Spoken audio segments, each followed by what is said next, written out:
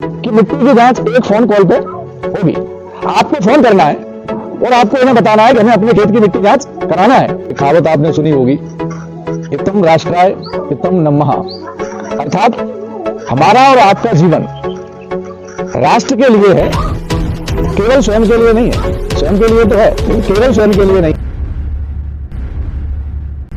किसान जन जागरूकता अभियान में उपस्थित हमारे साथ भिंड से आए हमारे सभी सहयोगी एवं इस मिशन को भिंड जिले के हर गांव-गांव तक ले जाने का जिन्होंने संकल्प लिया है, ऐसे आप ही के बीच के एक अति उत्साही ऊर्जावान हमारे सहयोगी श्री देवेंद्र कुशवाहा जी बहुत ही एनर्जेटिक और ऑनेस्टली काम करने वाले व्यक्ति हैं।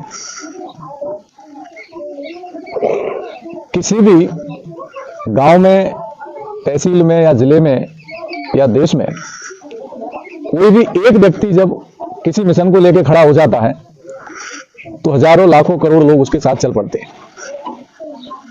ऐसा एक व्यक्ति होना चाहिए जिसके मन में दूरदृष्टि हो, अपने भले की भावना भी हो, समाज और राष्ट्र के भले की भावना भी हो। एक कहावत आपने सुनी होगी, इत्थम राष्ट्राय इत्थम नमः, अर्थात हमारा और आपका जीवन राष्ट्र के लिए है, केवल स्वयं के लिए नहीं है। स्वयं के लिए तो है लेकिन केवल स्वयं के लिए नहीं है। हमारा और आपका सबका जीवन राष्ट्र को समर्पित होना चाहिए। कोई भी काम आप करते हैं, चाहे आप खेती करते हैं, चाहे आप सर्विस करते हैं, चाहे आप व्यापार करते हैं, उसमें कहीं ना कहीं राष्ट्र होना चाहिए। बनखंडेश्वर फार्मर प्रोड्यूसर कंपनी ने एक बीड़ा उठाया है कि हम घर घर गांव-गांव जाकर किसानों को प्रेरित करेंगे, उन्हें समझाएंगे कि आप लोग जो खेती करते हो, निश्चित आप वह खेती अपने लाभ के लिए करते हो, अपने बच्चों के भविष्य के लिए करते हो कि खेती से जो लाभ अर्जित होगा उससे हम अपने बच्चों के लिए घर मकान बनाएंगे, उनको पढ़ाएंगे और उनके लिए संपत्ति इकट्ठी करेंगे। यही आशय सभी का होता है, कोई भी व्यक्ति कोई भी कार्य करे। लेकिन कुछ समस्याएं हैं जिन्हें समझना है और उन पर हमें कार्य करना है। पहली समस्या यह है कि आज खेती में अत्यधिक लागत बढ़ती जा रही है और उत्पादन स्थिर हो गया है। उत्पादन नहीं बढ़ रहा है, अब दिन प्रतिदिन लागत बढ़ रही है। पहले केवल आप खाद डालते थे, अब आप चारा मारने की दवाई भी डालते हो, अब आप फसल खराब ना हो उसके लिए भी दवाइयां डालते हो। आप देखेंगे सरसों में ठीक है कम थोड़ा सी लागत लगती है, लेकिन गेहूं में बहुत लागत लगती है। धान और सब्जियों में तो बहुत लागत लगती है। सब्जियों में तो लगभग लोग 15 से 20-20 हजार रुपए डीए की दवाइयां डाल देते हैं। धान में भी यही हालत है। तो ये क्यों हो रहा है, इसको हमें समझना पड़ेगा। इसकी मेन जड़ है मिट्टी। मिट्टी में टोटल 16 प्रकार के तत्व होते हैं। इसमें नाइट्रोजन है, पोटास है, फास्फोरस है, जिंक है, सल्फर है, ऐसे टोटल 16 तत्व होते हैं। आप केवल मिट्टी को भोजन में दे रहे हैं यूरिया और डीएपी, दो चीजें डालते हैं। पोटास डाला आपने गेहूं में है? आपने सरसों में सल्फर डाला क्योंकि आपको जानकारी नहीं है। मैं एक उदाहरण देता हूं। मान लीजिए आपकी दूध देने वाली भैंस है, आप उसे केवल सूखा भूस खिलाएंगे तो कितना दूध देगी है? अब अच्छा दूध लेना है तो क्या करना पड़ेगा? अगर हमें उससे अच्छा दूध लेना है तो हमें उसे अच्छा आहार भी देना होगा, जिसमें दलिया होगा, गुड़ होगा, टीना होगी और भी जो भी अच्छा आहार बन सके। जितना अच्छा आहार हम अपने पशु को देंगे उतना ही अच्छा दूध हमें वो देगा। उसी प्रकार मिट्टी को जितना अच्छा आहार हम देंगे उतना ही अच्छा उत्पादन वो हमको देगी। अब यहां समस्या ये है कि मिट्टी को किस आहार की जरूरत है ये आपको जानकारी नहीं है। तो ये जानकारी आपको कौन देगा? ये जानकारी हम नहीं देंगे क्योंकि हमें भी पता नहीं है कि आपकी मिट्टी में किस आहार की आवश्यकता है। ये जानकारी देगी आपके खेत की मिट्टी। अब आपके खेत की मिट्टी कैसे देगी? वो तो बोलेगी नहीं। वो मिट्टी बोलेगी, वो मिट्टी कब बोलेगी? जब आप उसकी जांच कराएंगे।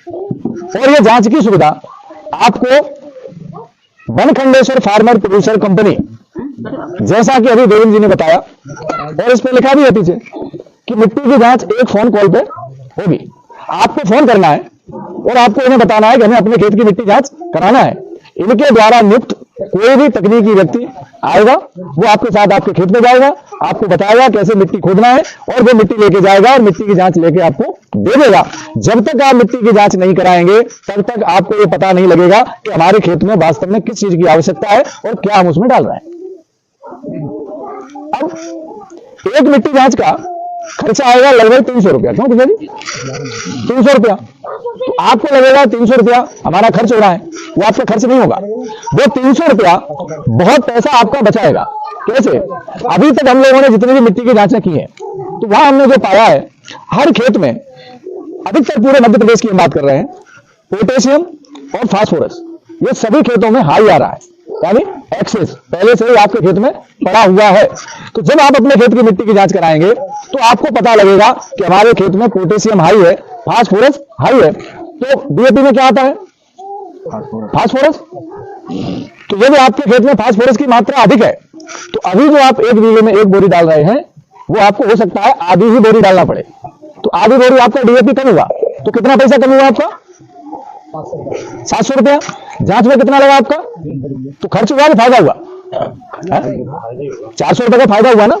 जब आप जांच कराएंगे तो आपको फार्मर प्रोड्यूसर कंपनी ये बता देगी कि आपको डीएपी इतना डालना है, यूरिया इतना डालना है, और ये जो आपके खेत में कमियां हैं इसके लिए आपको ये चीजें डालना है। जैसे आपका गोबर का खाद है, या आपको बनाने की विधि भी बता दी जाएगी कि आप इस तरह से घर पे जीवा अमृत, घन जीवा अमृत बना के अपने खेत में डालें, ताकि जो आपके खेत के जो सूक्ष्म जीवाणु हैं जो धीरे धीरे नष्ट हो रहे हैं, आज आपको लालच लग रहा है आने वाले 10, 15, 20 साल में ये खेती आपकी बंजर हो जाएगी यदि आप इस खेती को अच्छा आहार नहीं देंगे। तो हो सकता है कि आज आपको ये मेरी बातों पे यकीन ना हो, लेकिन ये सत्य है। अगर हमने मिट्टी को बैलेंस नहीं किया तो मिट्टी हमारी बंजर हो जाएगी। इसे दुनिया की कोई ताकत नहीं रोक सकती, और मिट्टी तो बंजर होगी ही। आज जिनके लिए हम दिन रात लगे हैं ना, इनका भी भविष्य हम खराब कर देंगे। आज कोई भी परिवार ऐसा नहीं है जिसमें कोई ना कोई बीमार ना हो, है कि नहीं है? क्यों है ये? स्वास्थ्य का संबंध सीधा भोजन से है। कोई दुनिया की दवाई आपको ठीक नहीं कर सकती। अगर आप अच्छा भोजन नहीं खाएंगे, आप संसार में किसी डॉक्टर के पास चले जाना, आपको कोई ठीक नहीं करेगा। यदि आप भोजन अच्छा करते हैं तो आपको दुनिया के किसी डॉक्टर की जरूरत नहीं है। आपका आहार ही आपका दवा है। दवा आहार नहीं मिल सकती, लेकिन अच्छा आहार दवा बन सकता है। तो हम किसके लिए कर रहे हैं मेहनत? ये घर, मकान, दुकान, जमीन, जायदाद अपने बच्चों के लिए, इन्हीं के लिए तो कर रहे हैं। आपने इनको अच्छा 3 मंजिल का मकान तो बना के दे दिया। हो सकता है कि आप 2-4 बीघे जमीन भी खरीद लो, गांव की जगह आप भिंड में मकान बना लो, ग्वालियर में मकान बना लो। भगवान न करे जिनके लिए हमने सारा जोड़ा और उसको कैंसर हो गया, हंसने वाली बात नहीं है। और हो सकता है मेरे कुछ शब्द आपको अच्छे न लगे, क्योंकि सही शब्द अच्छे नहीं लगते हैं। आज आप ग्वालियर कैंसर हॉस्पिटल में जाके देखो, आपकी बुद्धि चकरा जाएगी। लोग बैठे हैं, इतनी भीड़ लगती है वहां कि 4-4, 5-5 घंटे में नंबर आता है। आप किसी भी हॉस्पिटल में चले जाओ, सारे हॉस्पिटल भरे पड़े हैं। क्यों? हमारा आहार खराब हो गया है। इस आहार को सुधारने का काम आपका है। हम तो 1 बार 2 बार आके आपको समझा सकते हैं, मानना ना मानना ये पूर्ण रूप से आपके ऊपर निर्भर है। लेकिन अगर सही बात है तो मानने में कोई अर्ज नहीं है। तो पहला काम आपको ये करना है कि अपनी मिट्टी को ठीक करना है। वो मिट्टी एकदम ठीक नहीं होगी, एक सीजन में, 1 साल में ठीक नहीं होगी, क्योंकि वर्षों से हमने उसको खराब किया है। तो वो ठीक होने में भी थोड़ा सा वक्त लगेगा, 2-4 साल का वक्त लगेगा। क्योंकि आज से अगर हम आपको कहें कि आप रासायनिक बंद कर दो तो आपका उत्पादन घट जाएगा, कल आप हमें यहां बिठाओगे भी नहीं। तो हम ये कह रहे हैं कि आप खाद डालो, लेकिन आवश्यकता अनुसार डालो। अगर किसी व्यक्ति को भूख लगी है और हम केवल जबरदस्ती पानी पानी पिलाते जाएंगे तो क्या होगा?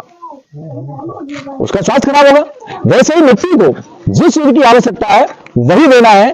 इसके लिए मिट्टी की जांच कराएं, और इनके पास ऐसी मशीन है जो मात्र 5 मिनट में, आपको ज्यादा समय नहीं लगेगा, मात्र 5 मिनट में आप मिट्टी लेके जाओगे। 5 मिनट आप बैठोगे, जब तक आपको देवेंद्र जी चाय पिलाएंगे तब तक मिट्टी की जांच होकर रिपोर्ट आपको मिल जाएगी। और जांच के साथ आपको एक फर्टिलाइजर रिकमेंडेशन रिपोर्ट भी मिल जाएगी कि ये आपकी मिट्टी की जांच है, ये इसमें कमी है, और ये खाद आपको इतनी इतनी मात्रा में और इतने इतने समय पर डालना है। ये बहुत बड़ा काम देवेंद्र जी आपके लिए लेके आए।